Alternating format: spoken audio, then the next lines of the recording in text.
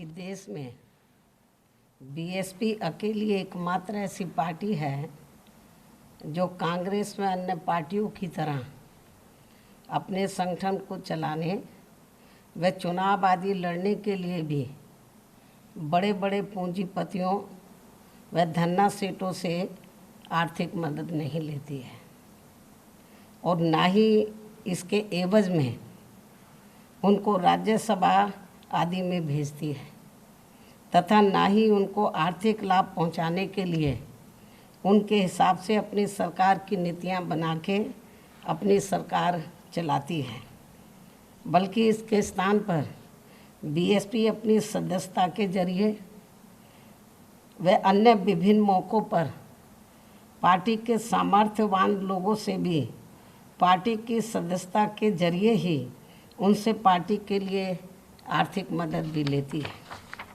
इतना ही नहीं बल्कि पार्टी के ऐसे लोगों से ही बीएसपी ने समय समय पर देश में कोरोना व बाढ़ पीड़ितों आदि जैसे अन्य और ज़रूरतमंद लोगों की भी विभिन्न रूपों में सीधा मदद भी करवाई है, ये सभी को मालूम है। लेकिन इससे खासकर कांग्रेस पार्टी के पेट में दर्द इसलिए हो रहा है क्योंकि पूरे देश में कांग्रेस पार्टी के बारे में यह बात सर्वविदित है कि कांग्रेस पार्टी अपनी आम जनसभाओं में व यहाँ तक अपनी चुनावी जनसभाओं में भी अपनी भीड़ जुटाने के लिए ज़्यादातर दिहाड़ी परी लोगों को लाती है। अर्थात जिस दिन कांग्रेस पार्टी की कोई रैली आदि होती है तो फिर खासकर दिहाड़ी में कार्य करने वाले मजदूर लोग बहुत खुश होते हैं और वे कहते हैं कि हमें आज काम नहीं करना पड़ेगा, बल्कि कांग्रेस पार्टी की रैली में जाने के लिए बिना कार्य किए ही आज उन्हें ज़्यादा दिहाड़ी मिल जाएगी, ऐसा वो कहते हैं, तथा बढ़िया बढ़िया खाना भी मिलेगा। ये कांग्रेस पार्टी का भीड़ जुटाने का कल्चर है। इससे समझा जा सकता है कि देश में आज कांग्रेस पार्टी के जनाधार की कितनी बुरी हालत है। इसके साथ ही देश के किसी भी राज्य में जब विधानसभा का आम चुनाव होता है या देश में लोकसभा का भी आम चुनाव होता है तो तब इनको खासकर यूपी जैसे कमज़ोर राज्यों में आसानी से चुनाव लड़ाने के लिए उम्मीदवार तक भी नहीं मिलते हैं। उनको खड़ा करने के लिए फिर कांग्रेस पार्टी बड़े बड़े पूंजीपतियों व धन्ना सेठों आदि से आर्थिक मदद लेकर उनको पैसा देकर खड़ा करती है, अधिकांश उनको पैसा देकर खड़ा करती है। इसलिए अधिकांश इनके उम्मीदवारों को जीतने हारने से कोई लेना देना नहीं होता है, बल्कि वो तो ये मानकर चलते हैं कि अब हमारे घर का कुछ समय तक का खर्चा चल जाएगा, जो उनको चुनाव लड़ाने के लिए वो पैसा देते हैं। ये कांग्रेस पार्टी की दयनीय हालत नहीं है तो और क्या है। जबकि वहीं दूसरी तरफ बीएसपी ऐसा बिल्कुल भी नहीं करती है। अर्थात बीएसपी कांग्रेस की तरह पैसा देकर पार्टी के लोगों को चुनाव में टिकट नहीं देती है, बल्कि चुनाव पर खुद अपना पैसा लगाने वाले लोगों को ही अधिकांश टिकट देती है, जिनका पार्टी के जनाधार को बढ़ाने के लिए हर प्रकार से योगदान होता है। इसलिए कांग्रेस पार्टी ने अभी हाल ही में जो बुकलेट जारी की है, यदि ये पार्टी इस बुकलेट में अपनी विरोधी पार्टियों पर कोई भी टीका टिप्पणी करने के साथ साथ अपनी इन सब कमियों को भी वर्णित कर देते तो ये बेहतर होता। अर्थात इस पार्टी द्वारा दूसरे पर उंगली उठाने की बजाय इनको पहले अपने घर को ही ठीक कर लेना चाहिए, ये भी मेरी इनको सलाह है। इसके साथ ही कांग्रेस पार्टी को मैं ये भी बताना चाहती हूँ कि जब देश में लोकसभा व किसी भी राज्य में विधानसभा का आम चुनाव होता है तो खासकर पार्टी के मजबूत राज्यों में एक एक सीट पर कई उम्मीदवार पार्टी का टिकट चाहते हैं। यानी कि बीएसपी के बारे में मैं बता रही हूँ। तो खासकर पार्टी के मजबूत राज्यों में एक एक सीट पर तो कई उम्मीदवार बीएसपी का टिकट चाहते हैं, जिसमें कुछ उम्मीदवार आर्थिक तौर पर काफ़ी कमज़ोर भी होते हैं। इसके अलावा कुछ उम्मीदवार टिकट तो ले लेते हैं, यानी कि पार्टी का टिकट तो ले लेते हैं, लेकिन चुनाव में ज़रूरत के हिसाब से पैसा खर्च नहीं करते। तब फिर पार्टी के कार्यकर्ताओं को ही मजबूरी में आपस में चंदा इकट्ठा करके उन्हें चुनाव लड़ाना पड़ता है। इसे भी खास ध्यान में रखकर तब हमारी पार्टी को मजबूरी में पार्टी के ऐसे उम्मीदवारों से चुनाव लड़ने के लिए उनसे कुछ एडवांस में ही पैसा भी जमा कराना पड़ता है, और फिर उसी पैसे को उनके चुनाव पर ही पार्टी के कार्यकर्ताओं द्वारा खर्च कर दिया जाता है, जिससे हर चुनाव में विरोधी पार्टियां इसी प्रकार गलत तरीके से प्रचारित करती हैं और बीएसपी की छवि को धूमिल करने का भी वो पूरा प्रयास करती है, हथकंडे अपनाती हैं और बीएसपी की इमेज को ख़राब करती हैं। वैसे भी हमारी पार्टी कांग्रेस पार्टी व अन्य पार्टियों की तरह बड़े पूंजीपतियों व धन्ना सेठों की पार्टी नहीं है। ये भी सर्वविदित है कि हमारी पार्टी कांग्रेस पार्टी व अन्य पार्टियों की तरह बड़े पूंजीपतियों व धन्ना सेठों की पार्टी नहीं है, जैसे दूसरी पार्टियां होती हैं, बल्कि गरीब और मजलूमों की पार्टी है। उन्हीं की ही थोड़ी आर्थिक मदद से अपनी पार्टी को चलाती है। जो गरीब मजलूम हैं उन्हीं की आर्थिक मदद से पार्टी को चलाती है। ये सभी पार्टियां बीएसपी के बारे में अच्छी प्रकार से जानती हैं, इसलिए बीएसपी के बारे में ऐसे कुछ भी गलत प्रचार करने से पहले इनको कोई खास लाभ मिलने वाला नहीं है। ये भी पार्टियां जानती हैं और हमारे लोग भी जानते हैं, अच्छी प्रकार से जानते हैं। इसके अलावा इन्हें ये भी मालूम होना चाहिए कि हमारी पार्टी हर वर्ष अब मेरा जन्मदिन जन कल्याणकारी दिवस के रूप में मनाती है।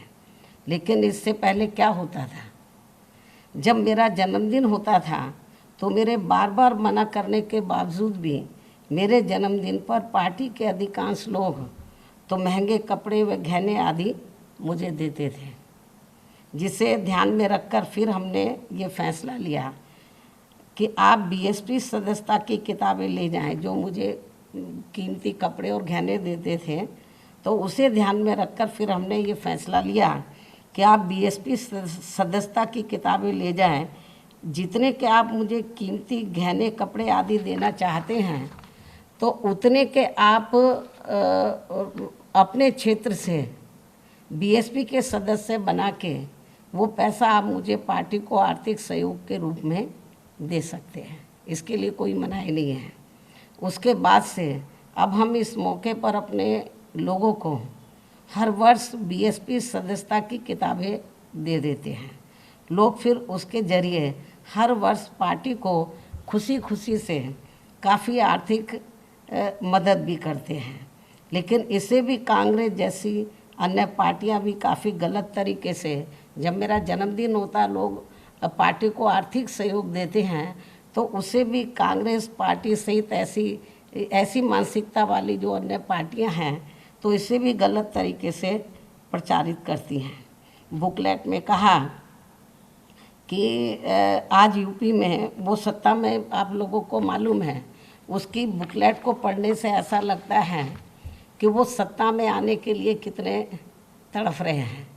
लेकिन कांग्रेस को अपने गिरेबान में झांक कर देखना चाहिए। जब अपना देश आज़ाद हुआ था, तो आज़ादी के बाद शुरू में लंबे अरसे तक यहाँ उत्तर प्रदेश में कांग्रेस पार्टी लगातार पूर्ण बहुमत के साथ वो सत्ता में रही। लेकिन इनकी कथनी और करनी में ज़मीन आसमान का फ़र्क होने की वजह से फिर लोगों ने इस पार्टी को छोड़ दिया, और तभी हमें बीएसपी बनानी पड़ी, और बीएसपी की तरह अन्य और पार्टियां भी बनी। तो इसके लिए जिम्मेवार कौन है? जो कांग्रेस की का जो आज हाल बेहाल है, इसके लिए जिम्मेवार कौन है? हमारी पार्टी नहीं है, दूसरी पार्टियां नहीं है, जो अन्य विरोधी पार्टियां हैं। इसके लिए सही मायने में जिम्मेवार कांग्रेस पार्टी की खुद गलत नीतियां, कार्यशैली, उनकी कथनी करने में अंतर, ये सब कांग्रेस पार्टी इसके लिए जिम्मेवार है। अब अपनी कमियों को छिपाने के लिए वो किस्म किस्म के हथकंडे अपनाए, तो मैं समझती हूँ यूपी की जनता ये सब बातें अच्छी प्रकार से जानती है।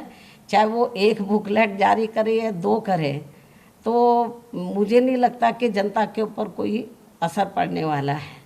तो इसलिए मैंने ये सोचा कि इनका जवाब देना बहुत ज़रूरी है। हालांकि किताब में और क्या लिखा है तो मैंने तो पढ़ा नहीं है, लेकिन थोड़ा किसी 1-2 चैनल में आ रहा था, तो उसको ध्यान में रखकर तो मैंने ये सोचा इसका जवाब देना ज़रूरी है।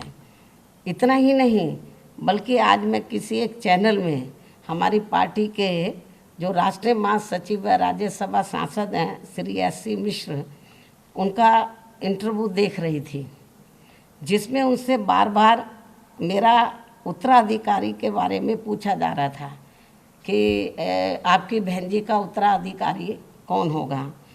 तो उस चैनल को जो उनसे पूछ रहा था, उस चैनल के इंटरव्यू पूछने वाले को मैं ये बताना चाहती हूँ कि मेरा स्वास्थ्य अभी ठीक है, मुझे अभी किसी को भी अपना उत्तराधिकारी बनाने की ज़रूरत नहीं है। लेकिन जब मेरा स्वास्थ्य ठीक नहीं रहेगा तो तब मैं ज़रूर अपना उत्तराधिकारी घोषित कर दूंगी, ये भी मैं उनको बताना चाहती हूँ। और जब उत्तराधिकारी, जब मेरा स्वास्थ्य ठीक नहीं रहेगा या मैं इस लायक नहीं रहूँगी कि मैं पार्टी को चला पाऊँ, और जब मैं अपना उत्तराधिकारी घोषित करूँगी तो उस चैनल को भी बता दिया जाएगा, पूरे देश को बता दिया जाएगा। लेकिन जब मैं अपना उत्तराधिकारी घोषित करूँगी तो मेरा उत्तराधिकारी केवल दलित वर्ग से ही होगा। ये बात मैं कई बार कह चुकी हूँ और आज मैं इस बात को फिर दोहराना चाहती हूँ कि जब भी मैं अपनी पार्टी का उत्तराधिकारी बनाऊँगी या मेरा जो उत्तराधिकारी होगा तो वो केवल दलित वर्ग से ही होगा, जिन्होंने हर मुश्किल की घड़ी में मेरा व पार्टी का पूरी ईमानदारी व पूरे तन मन धन से साथ दिया है। पार्टी में बड़े उतार चढ़ाव आए, लेकिन जो दलित वर्ग के लोग हैं वो टस से मस नहीं हुए।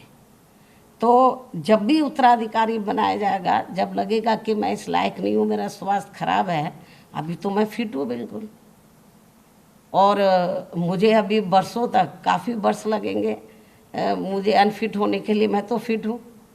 और कुदरत की वजह से पिछले 2 साल से कोरोना चल रहा है और अभी भी कोई ख़त्म नहीं हुआ है, लेकिन मुझे तो कोई कोरोना जैसी भी बीमारी नहीं हुई। तो कहने का तात्पर्य ये है कि जो लोग इस किस्म का प्रचार करते हैं, बार बार मिश्रा जी को घेर रहे थे कि भाई उत्तराधिकारी, अभी तो मैं फिट हूँ बिल्कुल, स्वास्थ्य मेरा ठीक है। तो और उन्हें ये मालूम होना चाहिए, जब मान्यवर कांशीराम जी जीवित थे और जब तक वो ठीक रहे, उन्होंने अपना उत्तराधिकारी घोषित नहीं किया था। जब उनका स्वास्थ्य खराब होने लगा था तो तब उन्होंने मुझे अपना उत्तराधिकारी बनाया था। मीडिया अच्छी प्रकार से जानता है, लेकिन लोगों को गुमराह करने के लिए वो इस किस्म के वो हथकंडे इस्तेमाल करते हैं।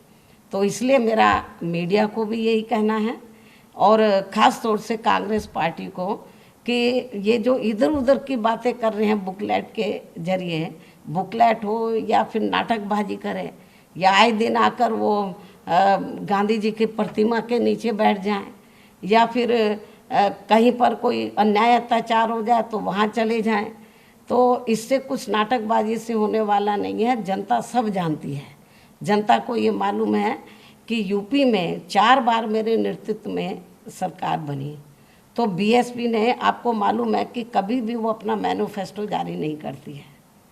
बीएसपी दूसरी पार्टियों की तरह वो कभी भी अपना चुनावी घोषणा पत्र आदि जारी नहीं करती है, क्योंकि बीएसपी कहने में कम बल्कि कार्य करके दिखाने में ही ज़्यादा विश्वास रखती है। तो इसलिए जब मुझे 4 बार यूपी में गवर्नमेंट बनाने का मौका मिला, तो तो मैंने वो ऐतिहासिक कार्य किए सर्व समाज के लिए, चाहे सभी धर्मों और सभी वर्गों के लिए, किसान, मजदूर, व्यापारी, कर्मचारी, बुजुर्ग, महिलाएं, युवा, सभी के लिए मेरी सरकार ने वो ऐतिहासिक कार्य किए कि जो पूर्व में किसी भी पार्टी की सरकार ने नहीं किए।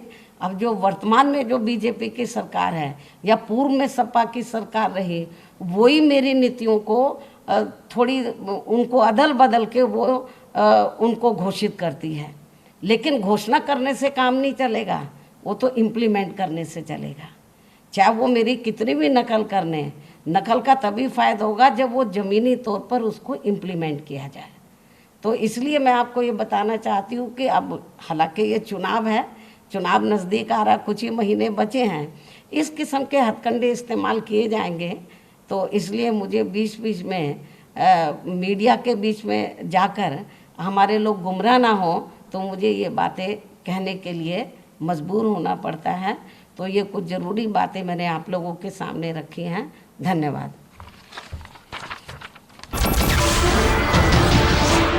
नमस्कार, मैं हूं मानक गुप्ता। अगर आपको हमारा ये वीडियो पसंद आया हो तो इसे लाइक और शेयर जरूर करें, और हाँ, हमें सब्सक्राइब और फॉलो करना ना भूलें ताकि आप देश और दुनिया की कोई खबर मिस ना करें। तो जुड़े रहिए हमारे साथ और देखते रहिए न्यूज़ 24।